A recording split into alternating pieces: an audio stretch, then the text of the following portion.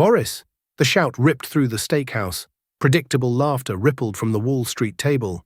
A tired old man in a threadbare coat barely flinched, just kept sipping his tea. They saw an easy target, a relic. What they didn't see? He understood every word, and Sarah, the waitress refilling their water, felt rage coil in her gut. Not just for him. Her own father had known that humiliation. She knew what she had to do. They had no clue that her quiet act of defiance was about to detonate their gilded world. Compassion is a funny thing. They were about to learn that. In 2023, at one of Manhattan's most prestigious steakhouses, 3 Wall Street hotshots decided to torment a lonely Russian man because of his broken English. They thought he was nobody. They thought it was funny. But they didn't know who he was, and they certainly didn't expect Sarah Bennett, the quiet waitress filling their water glasses, to destroy their careers with a single sentence. This is the story of how arrogance met its match. The rain in New York City doesn't wash things clean, it just makes the grime slicker. It was a Tuesday night in November, the kind of night that seeps into your bones, when Sarah Bennett clocked in for her shift at the Gilded Oak. To the outside world, the Gilded Oak was a bastion of old money. It was the kind of place where the mahogany paneling was older than the Constitution and the steak knives were heavy enough to be considered concealed weapons. To Sarah, however, it was just the place that was supposed to pay for her master's degree in Slavic linguistics at Columbia, if the tips were good. Sarah was 24, with tired eyes and a uniform that was always clean, but slightly too large, a hand-me-down from a waitress who had quit 3 months prior. She was invisible to most of the clientele. That was part of the job description. You fill the wine, you fold the napkin, and you disappear. At 7:15 p.m., the maître d', a man named Charles, who possessed the warmth of a chilled spoon, guided a man to table 4. Table 4 was the purgatory table, too close to the kitchen doors, drafty, and usually reserved for tourists who didn't know better. The man was an anomaly. In a sea of Italian wool and silk ties, he wore a heavy, shapeless grey raincoat that smelled faintly of damp wool and tobacco. Underneath, he wore a simple cable-knit sweater that had seen better decades. He was older, perhaps late 60s, with a face that looked like it had been carved out of granite and then left out in a storm. His hair was a shock of white iron, thinning but stiff. "Your table, sir," Charles said, his nose wrinkling slightly as he took the man's wet coat with 2 fingers as if it were contaminated. "Spasibo," the man rumbled. His voice was a deep, gravelly bass, heavy with the weight of a thick accent. "Thank you." He sat heavily. He didn't look at the menu, he just stared out the rain-streaked window at the blurring lights of Fifth Avenue. Sarah approached the table with her notepad. She had learned early on that the rich were demanding, but the truly wealthy were often simple. It was the ones in the middle, the ones climbing the ladder, who gave you hell. She wasn't sure where this man fit in. He looked like a grandfather who had gotten lost on his way to the grocery store. "Good evening, sir," Sarah said softly. "Can I start you off with something to drink?" The man turned his gaze to her. His eyes were a piercing, icy blue, startlingly bright in his weathered face. "Tea," he said. "Black, no sugar. And maybe soup. Borscht if you have." Sarah smiled, a genuine small smile. "We don't have borscht on the menu, sir, but the chef makes a beet reduction soup that is very close. It's excellent." "Good. That is good." He nodded, dismissing her gently. "I am Dimitri." "I'm Sarah." "Sarah," he tested the name, rolling the R slightly. "A good name. Princess." She blinked, surprised he knew the Hebrew meaning, or perhaps it was just a coincidence. She hurried off to the kitchen. For the next hour, Dimitri sat alone. He drank his tea. He ate his soup with a slow, mechanical precision. He didn't look at his phone. He didn't even seem to have one. He just sat, a statue of solitude in a room buzzing with deals and gossip. Sarah checked on him frequently, not because she expected a big tip. He looked like he might pay with exact change from a coin purse, but because he looked lonely. And Sarah, living in a shoebox apartment in Queens, studying dead languages and eating ramen 5 nights a week, knew exactly what loneliness felt like. "Is the soup okay, Dimitri?" she asked as she refilled his teapot. "It is adequate," he said, the corner of his mouth twitching upward. Not like mother's, but warm. It was a peaceful Tuesday, until the wolves arrived. At 8:30 p.m., the atmosphere in the Gilded Oak shifted. The heavy oak doors swung open, and 3 men walked in, bringing with them a gust of cold wind and an overwhelming aura of entitlement. Leading the pack was Sterling Pierce. At 32, Sterling was a managing director at one of the aggressive hedge funds down on Wall Street, Vanguard Capital or Titan. Sarah couldn't remember which, but she knew the type. He was handsome in a shark-like way, with teeth that were too white and a tan that definitely didn't come from the New York sun. Flanking him were his lieutenants, Carter, a heavy-set man with a flushed face who laughed too loudly at everything Sterling said, and Preston, a thin, wire-rimmed, spectacled analyst who looked like he would sell his own grandmother for a promotion. They were high on a win. They had just closed a merger or gutted a company. The energy coming off them was frantic and aggressive. "Charles," Sterling barked, not breaking his stride. "Table 1. Now." Table 1 was the prime spot, center of the room, distinct lighting, perfect view of the entire restaurant. It was the throne room. "Mr. Pierce," Charles said, slipping into his obsequious persona. "Right this way. We have the 82 Lafitte breathing for you." They sat down, loud and sprawling. They ordered rounds of scotch before looking at the menus. Their voices carried, cutting through the low murmur of the dining room like a buzzsaw. Sarah was assigned to table 1 as well. It was a punishment, really. Waitresses usually flipped a coin to avoid Sterling Pierce. He was a bad tipper, a touchy drunk, and he treated staff like furniture. "Water," Sterling snapped as Sarah approached. "And tell the chef I want the ribeye, but tell him not to burn it like last time. Rare. If it's medium rare, I send it back. Understand, sweetheart?" "Yes, Mr. Pierce, rare, absolutely." Sarah kept her face neutral. As the night wore on, the scotch flowed. The volume at table 1 increased. They bragged about bonuses, about the kill they made in the market, about the summer homes in the Hamptons. It was around 9:15 p.m. when Sterling noticed table 4. Dimitri was still there. He had finished his soup and was now slowly eating a piece of dark rye bread, staring into space. To Sterling, drunk on expensive wine and his own ego, Dimitri was an eyesore, a blemish on the perfect painting of the Gilded Oak. "Hey, Carter," Sterling nudged his friend, pointing with his steak knife. "Check out the hobo in the corner." Carter turned, squinting. He let out a wet, snorting laugh. "What is this, a soup kitchen? How did Charles let him in?" "Maybe he's the janitor taking a break," Preston chimed in, desperate to be part of the joke. Sterling leaned back, loosening his tie. "He looks like a villain from a bad 80s movie. Look at that coat. I wouldn't wrap my dog in that." Sarah was pouring wine at the adjacent table, her back to them, but she heard every word. Her grip tightened on the bottle. She glanced at Dimitri. He gave no sign that he heard them, but his posture stiffened ever so slightly. Sterling, emboldened by the laughter of his peers, decided to turn it into a show. He raised his voice, pitching it just loud enough to carry across the room. "Hey, Boris," Sterling shouted. Dimitri didn't turn. He continued to chew his bread. "I think he's deaf," Carter laughed. "Or maybe he doesn't speak American." "Hey, comrade," Sterling tried again, louder. "The gulag is that way." He pointed toward the kitchen. A few other tables grew quiet. The tension in the room spiked. This was uncomfortable. This was bullying. But these were powerful men, and in New York, money usually bought the right to be cruel. Dimitri slowly turned his head.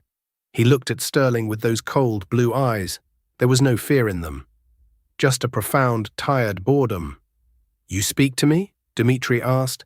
His voice was deep, rolling through the room like thunder. "Yeah, I speak to you," Sterling smirked. "I was wondering if you could afford that bread. Or are you waiting for us to leave so you can finish our scraps?" Carter and Preston exploded into laughter. Sterling looked around the room, inviting others to join in. Nobody did. Dimitri placed his bread down. "I pay for what I eat. You worry about your own plate, boy."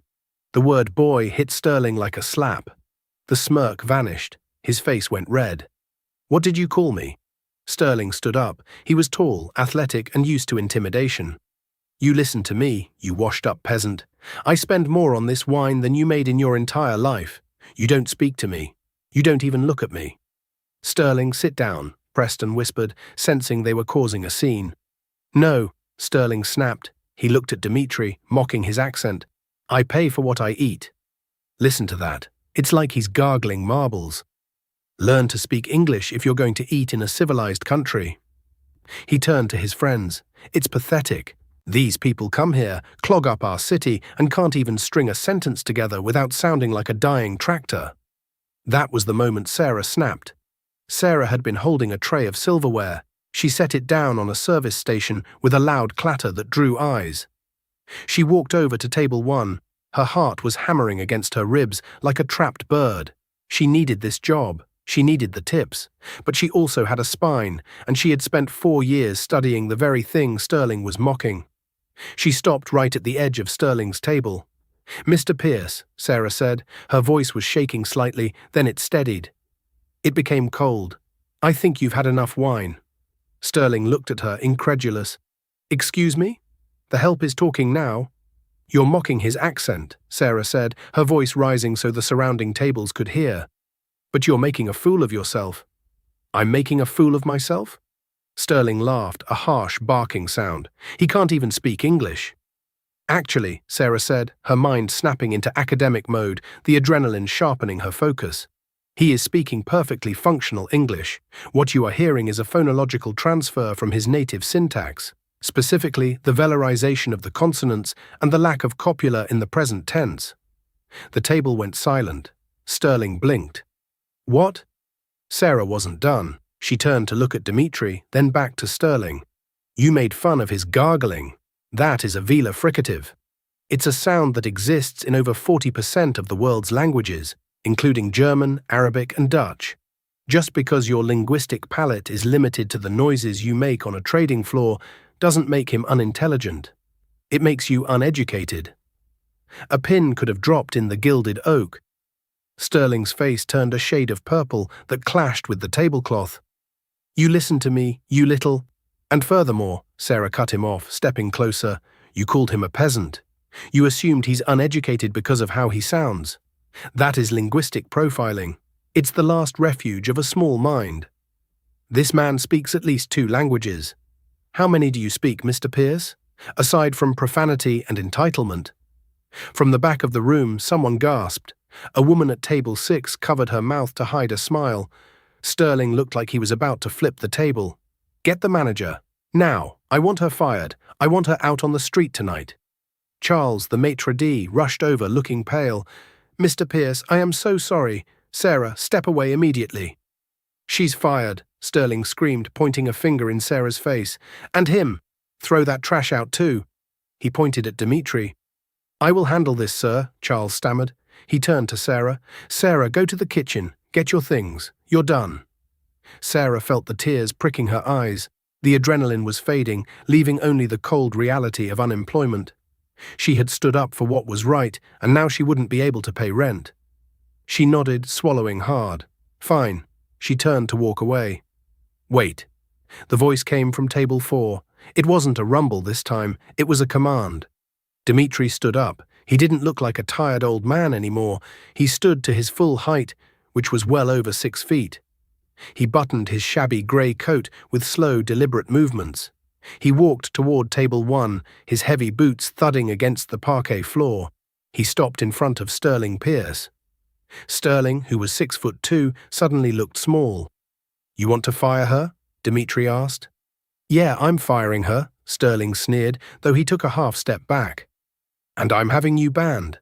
Dimitri reached into his coat pocket. Carter and Preston flinched, perhaps expecting a weapon. Instead, Dimitri pulled out a phone. It wasn't a smartphone, it was an old, brick-like satellite phone.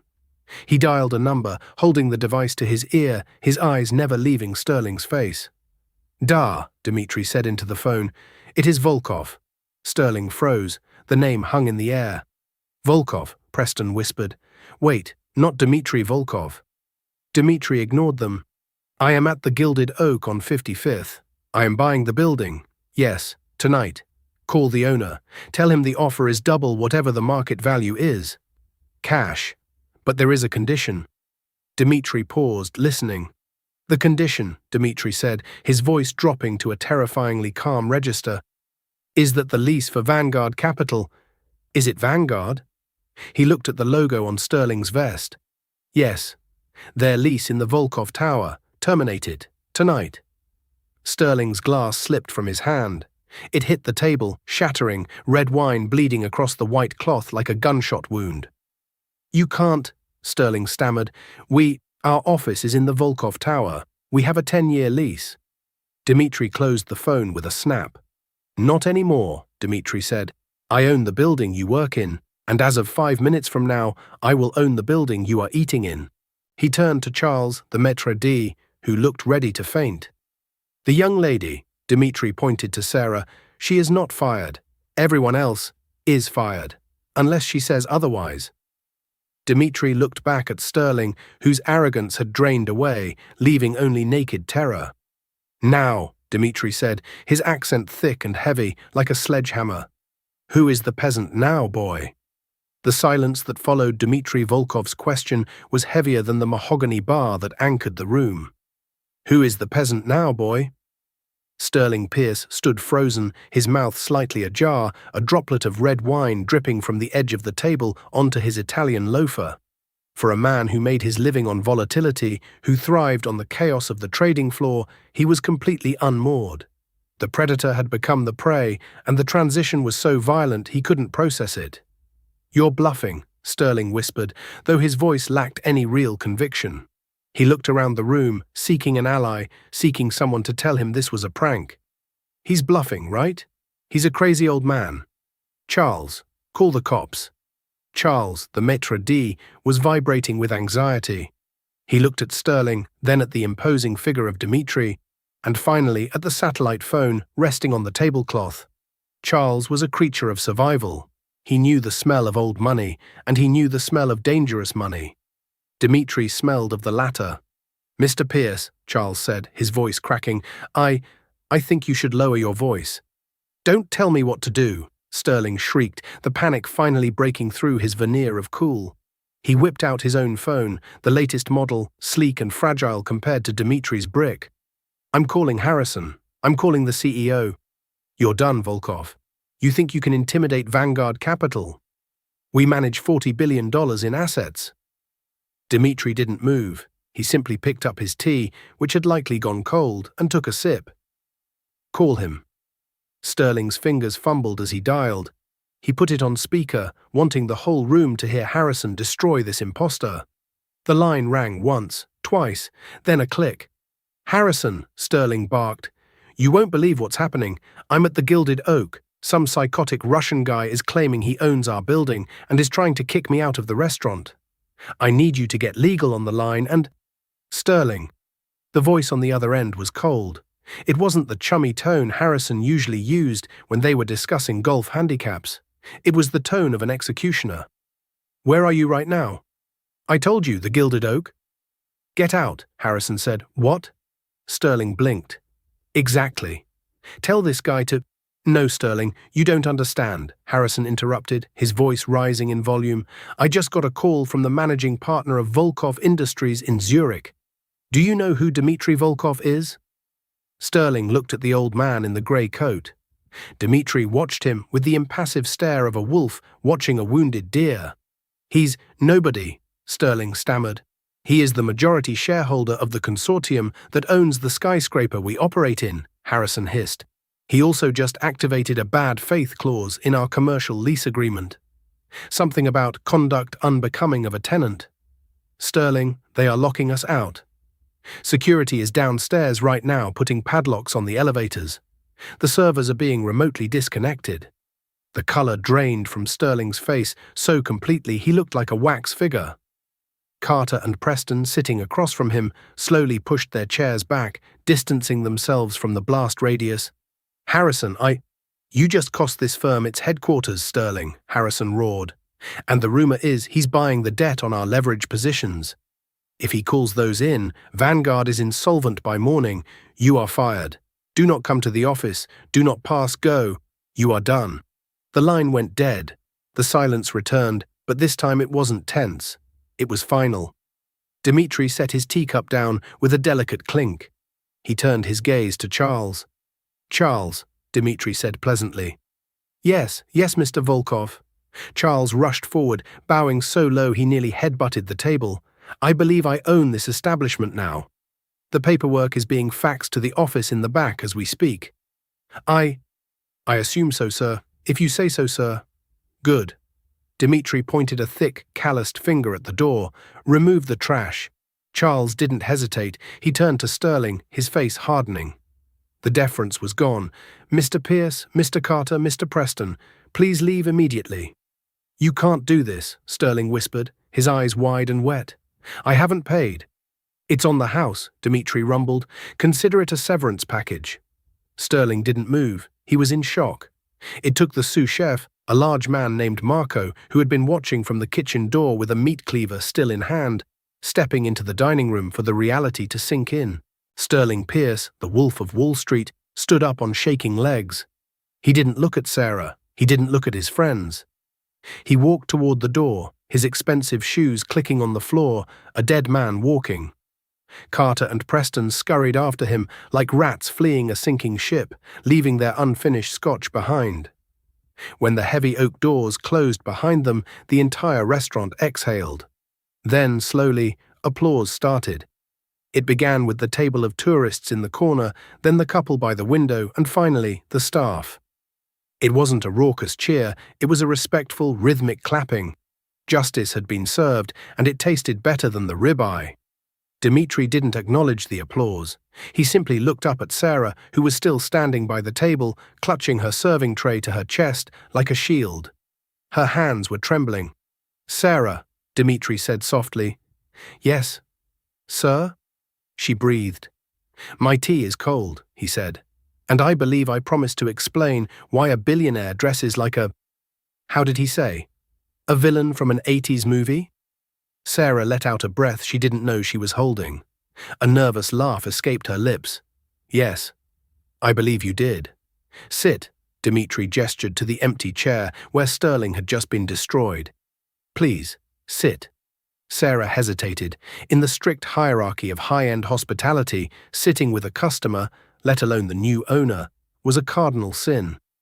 She looked at Charles. The maitre d' was busy wiping sweat from his forehead and barking orders at the bussers to clear table 1.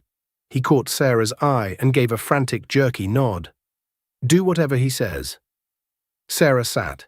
The chair was still warm from Sterling's body, a lingering ghost of his entitlement, but she pushed that thought away. She was sitting across from Dmitri Volkov. Up close, the monster looked different.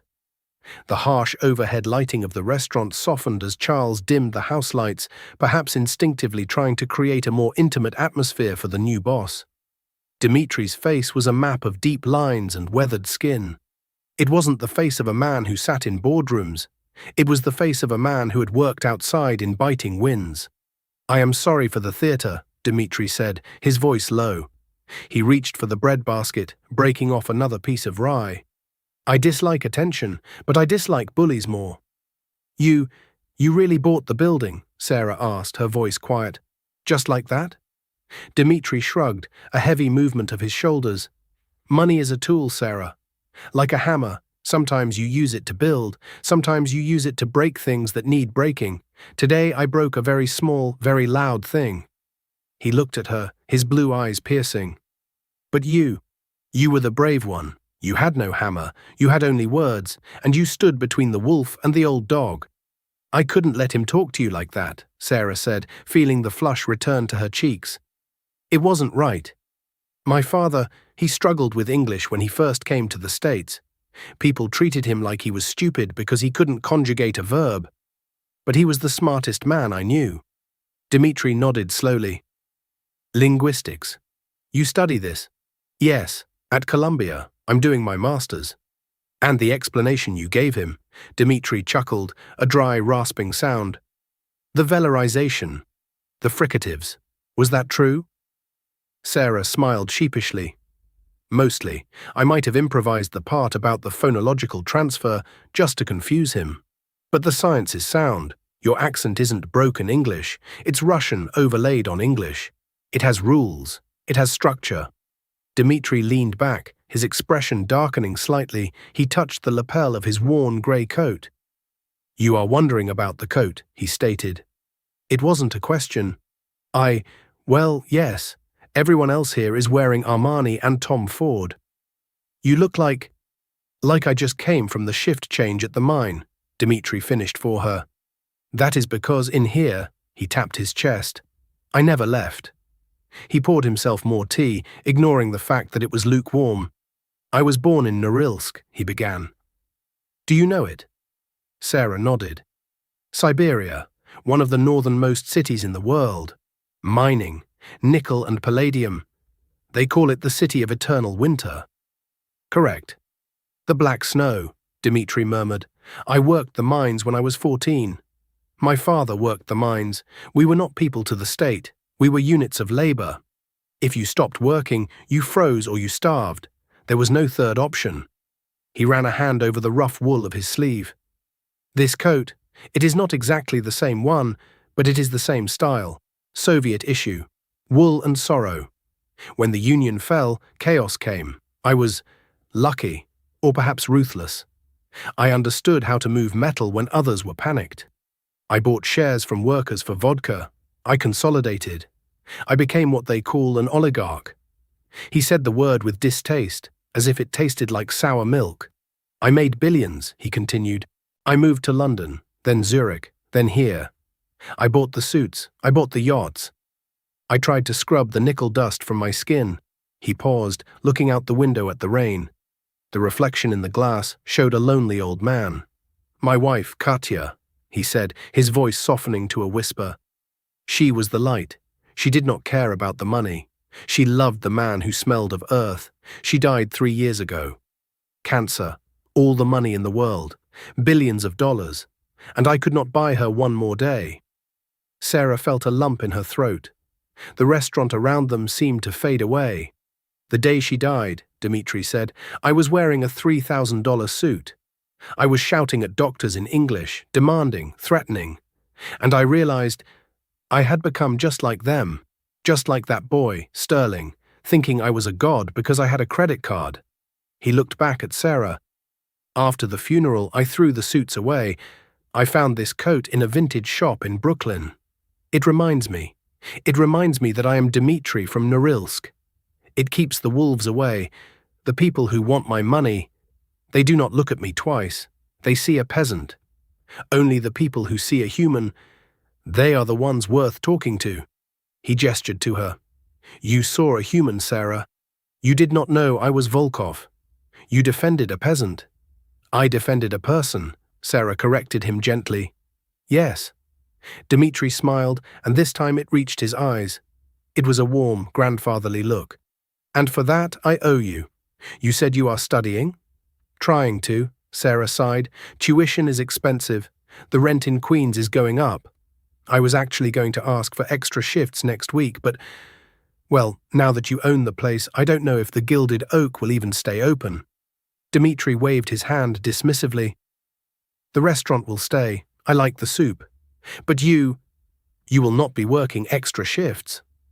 Sarah's stomach dropped. Am I fired? I know I caused a scene." "Fired?" Dmitri laughed. "No, you are promoted. But not here." He reached into the inner pocket of his coat and pulled out a business card.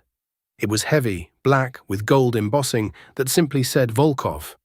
"I have a foundation," Dmitri said. "We do work in Eastern Europe, preserving languages, dialects that are dying out because of globalization. We need linguists. We need people who understand that how a person speaks is who they are." He slid the card across the table. "I will pay for your master's," Dmitri said firmly, "full scholarship. And you will work for the foundation as a consultant.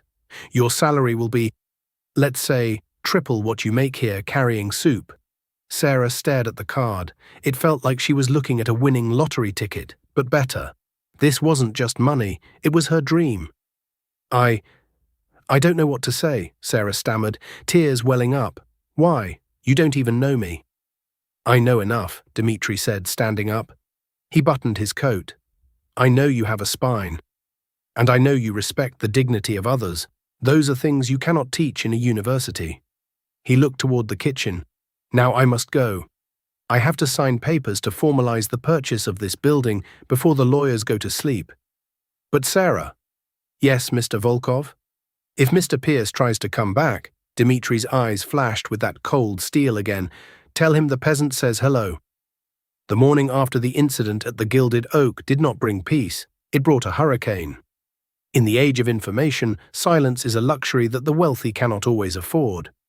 Sterling Pierce, having been humiliated, evicted and fired within the span of 30 minutes, did not go home to reflect on his moral failings. He went to war. By 8 a.m. Wednesday, the narrative had already begun to shift. Sterling, desperate to salvage his reputation before the news of his firing became official market gossip, had called in a favor with a college friend who produced a popular financial news segment on a major cable network. Sarah woke up in her cramped apartment in Queens to the sound of her phone buzzing incessantly. It was a text from Charles, the maitre d'. Don't come in, turn on the TV, Channel 4. She fumbled for the remote, her heart pounding a frantic rhythm against her ribs. The screen flickered to life. There, sitting in a studio chair, looking somber and surprisingly sober, was Sterling Pierce. The chyron beneath him read, Wall Street executive alleges discrimination and assault by Russian oligarch. It was terrifying, honestly, Sterling was saying to the sympathetic anchor. He wore a navy suit, his hair perfectly coiffed, the picture of a victimized professional. We were just having a business dinner, celebrating a merger that would have brought hundreds of jobs to the city. And this man, this volatile foreign billionaire, Dmitri Volkov, just snapped. He started screaming at us in Russian, throwing threats around. And when I tried to de-escalate, he had his staff, including a waitress who I believe he has a personal relationship with, physically remove us. Sarah gasped, dropping the remote.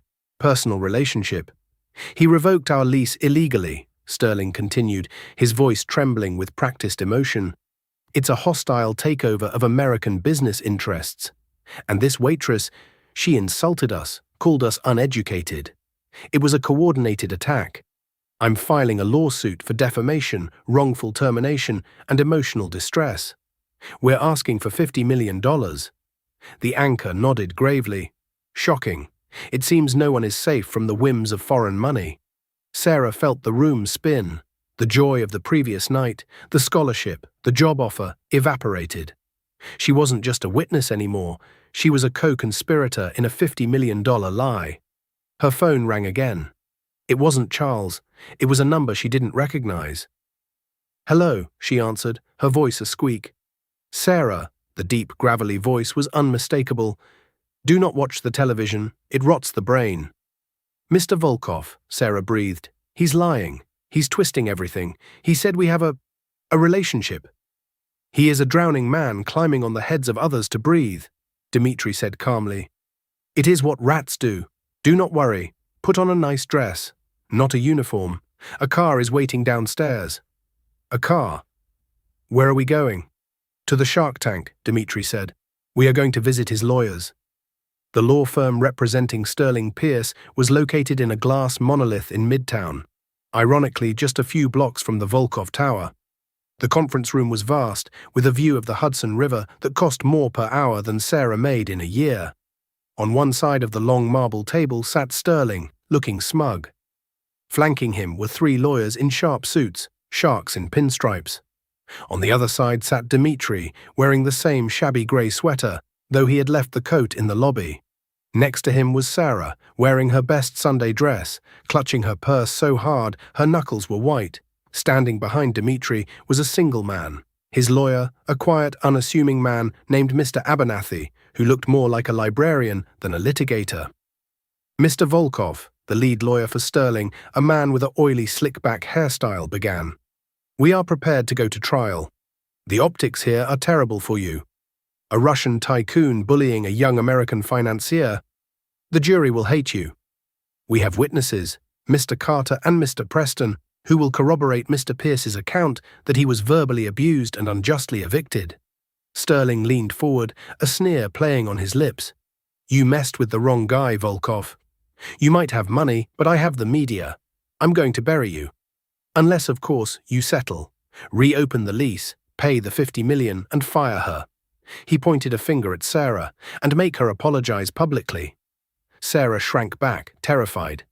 Dimitri didn't look at the lawyers, he looked at Sterling. He slowly reached into a plastic grocery bag he had brought with him, an absurd accessory in a billion-dollar meeting, and pulled out a thermos. He poured himself a cup of tea. "Mr. Abernathy," Dimitri said softly, "please play the movie." Mr. Abernathy nodded and placed a small tablet on the center of the table. He pressed play. The screen didn't show the restaurant. It showed the interior of a private dining room at the Gilded Oak from 3 months prior. Sterling's face went pale. On the screen, Sterling was sitting with 2 other men, not Carter and Preston. These were older men, rivals of Vanguard Capital. The audio was crisp. "Look," the on-screen Sterling said, swirling a glass of wine, "I know Vanguard is about to announce the acquisition of the Techstar startup. The stock is going to jump 40% on Friday. But if I short the stock through a shell company on Thursday and then leak a rumor that the deal is falling through, the stock tanks. I buy back in at the bottom, the deal goes through Monday and we triple our money. Nobody tracks the shell company, it's in the Cayman Islands." The room went deathly silent. That wasn't just locker room talk. That was conspiracy to commit securities fraud and insider trading. It was a federal crime carrying a prison sentence of up to 20 years. "Where?" Sterling croaked. "Where did you get that?" Dimitri took a sip of tea. "I told you, boy, I bought the building. When I buy a building, I buy everything. The bricks, the mortar, the lease agreements, and the security system data. The previous owner, he was a paranoid man. He recorded everything in the private rooms. Liability protection." Dimitri turned to Sterling's lawyers. The sharks looked suddenly very uncomfortable. They were civil litigators. They wanted no part of a federal criminal defense case. "Now," Dimitri said, his voice dropping to that terrifyingly low register, "you have accused me of assault. You have accused Sarah of incompetence. You have slandered my name on national television." He pointed to the tablet. "I have not released this video to the SEC, Securities and Exchange Commission, yet. I thought perhaps we could make a trade." "Anything," Sterling's lead lawyer said instantly, cutting off his client. He began packing his briefcase. "We are dropping the suit, immediately." "No," Dimitri said, "that is not the trade." He looked at Sterling. "You will go back on that television station, you will apologize. You will say you were drunk, you were confused, and that Sarah Bennett is the finest service professional in New York City. You will admit you lied." "I can't do that," Sterling whispered.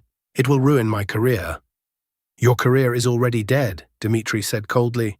"I am giving you a choice between unemployment and prison. Which do you prefer?" Sterling looked at the tablet, then at Sarah. The arrogance was gone, scraped away to reveal the cowardice underneath. "I'll do it," Sterling wept. Dimitri nodded. He stood up, taking his thermos. "Good. And Mr. Pierce?" "Yes." "My accent," Dimitri said, pausing at the door. "It may be thick, but I think you understand me perfectly now."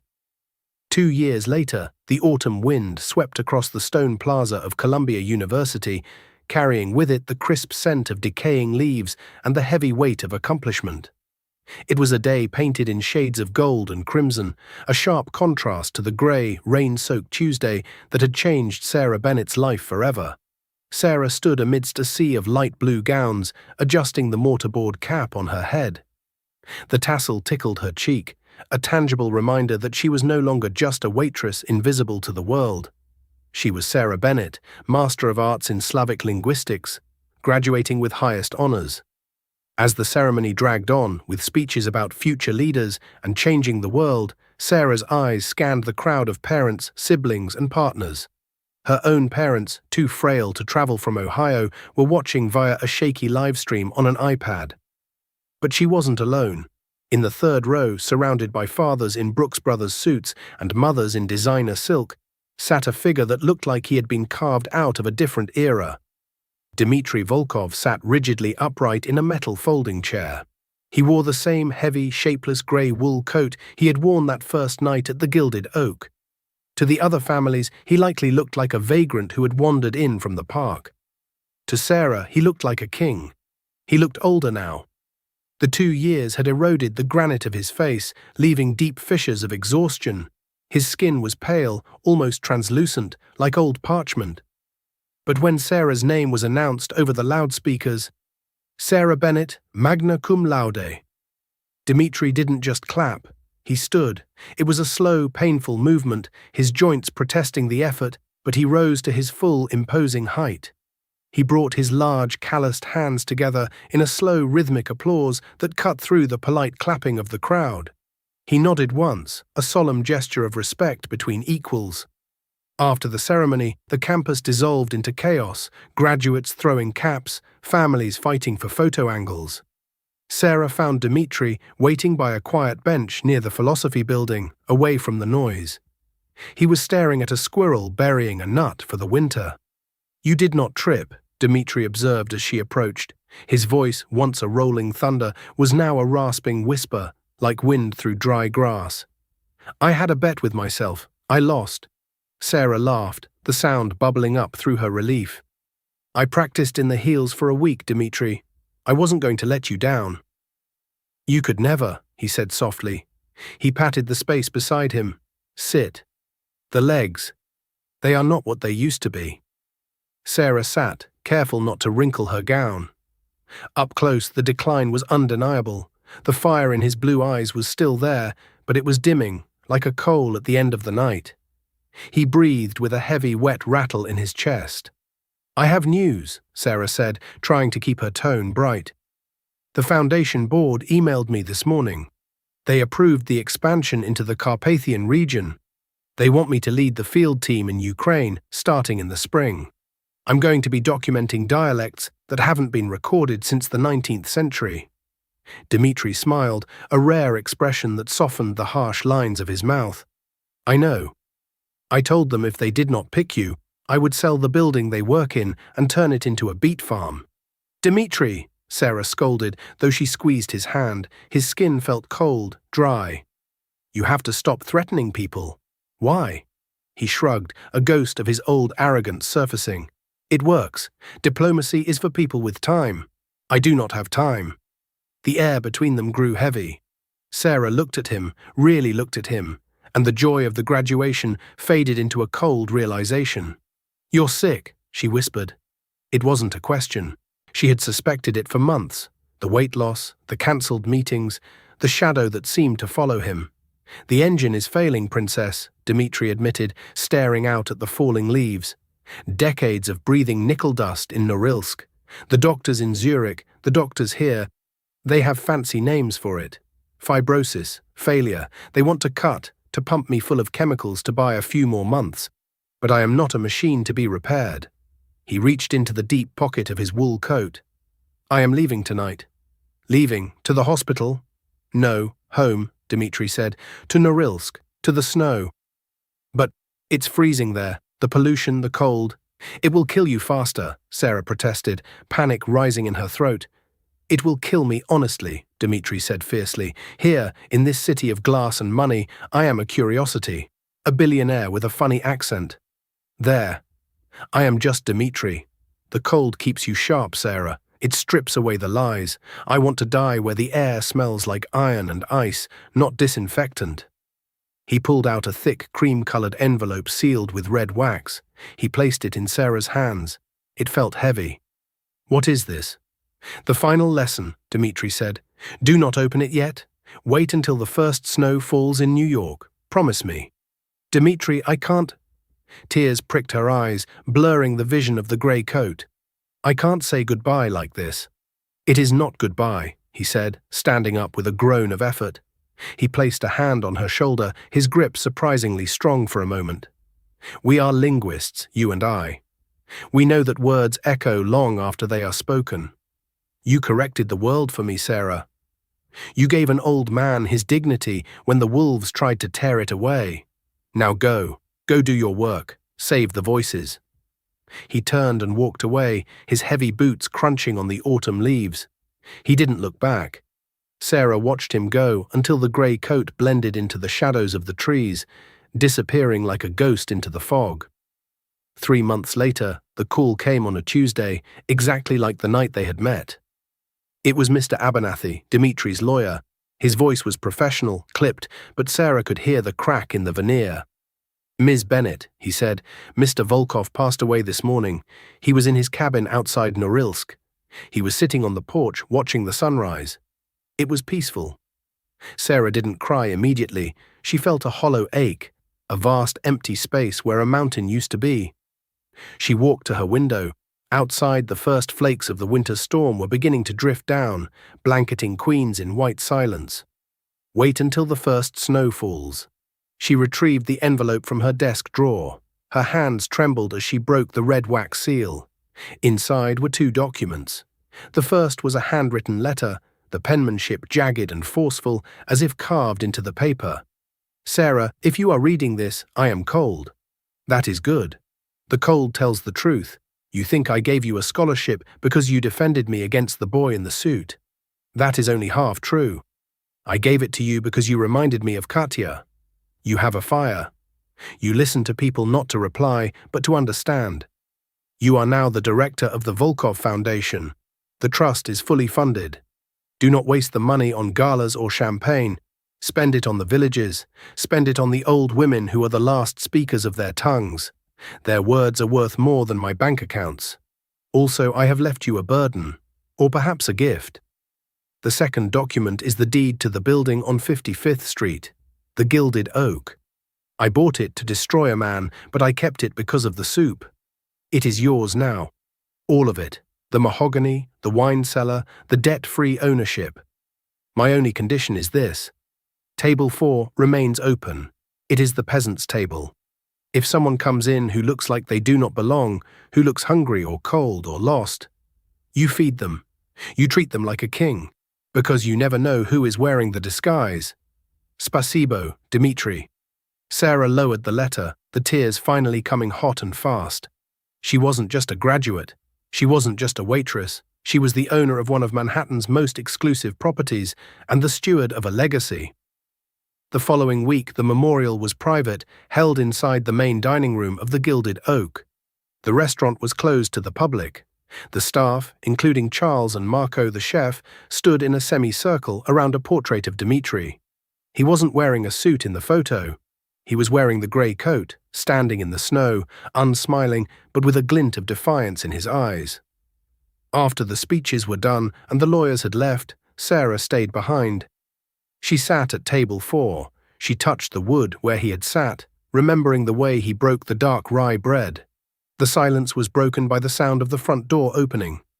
The wind howled outside, pushing the heavy oak door inward. A young couple stumbled in, shaking wet snow from their coats. They looked exhausted. Their clothes were cheap, threadbare. The man wore a jacket that was too thin for the weather, and the woman looked terrified, clutching a wet brochure for a hostel.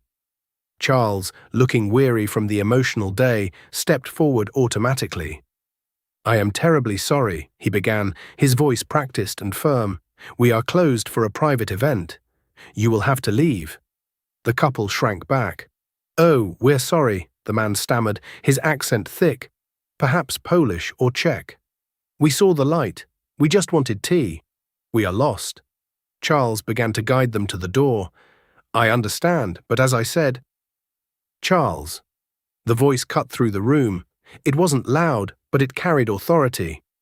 Sarah stood up from table 4. She was wearing a simple black dress, but she stood with a posture that filled the room. "Miss Bennett?" Charles paused. "I was just escorting them out." "No," Sarah said. She walked across the floor, her heels clicking on the parquet. She stopped in front of the couple. They looked at her with wide, anxious eyes, expecting another rejection, expecting the world to tell them, once again, that they didn't belong. Sarah saw it. She saw the fear. She saw the dignity trying to survive under the embarrassment. She saw Dmitri. "We are not closed," Sarah said softly. She turned to Charles. "Charles, please take their coats and tell Marco to heat up the beet reduction soup, the good batch." Charles hesitated for only a fraction of a second. He looked at Sarah, then at the portrait of Dmitri on the mantel, and finally at the shivering couple. A genuine smile broke across his face. "Right away, Miss Bennett," Charles said. Sarah turned back to the couple, gesturing toward the best table in the house. Table 1, the table where Sterling Pierce had once sat. "Please sit," she said warmly. "You must be freezing." "We cannot pay much," the woman whispered, ashamed. "It is on the house," Sarah replied. "Tonight you are my guests." As they sat, bewildered by their luck, Sarah pulled out her notepad. She wasn't taking their order. She sat down opposite them, leaning in with genuine curiosity. "Now," Sarah asked, her pen hovering over the paper, her eyes bright with the legacy she was carrying forward. "I noticed your accent. It's beautiful. Is that a specific dialect from Silesia? Please, tell me about it." Outside, the snow continued to fall on New York City, covering the grime and the gold alike, but inside the gilded oak it was warm, and for the first time in a long time, everyone was speaking the same language. Sometimes the greatest inheritance isn't money, it's a mission. Sarah Bennett went from serving tables to owning the building, not because she was ruthless, but because she was kind. Dmitry Volkov taught us that you can wrap a king in a peasant's coat, and you can wrap a fool in a designer suit. But eventually, the truth always comes out. We live in a world that loves to judge the book by its cover. But maybe, just maybe, if we stopped mocking the accents we don't understand, we might learn something that could change our lives. What do you think? Was justice served for Sterling Pierce? And what would you do if you were in Sarah's shoes? Would you keep Table 4 open? Let me know in the comments below. If this story touched your heart, please like and subscribe. It helps us share more stories about the hidden heroes among us. Thank you for watching, and remember, be careful who you mock. You never know who they might be.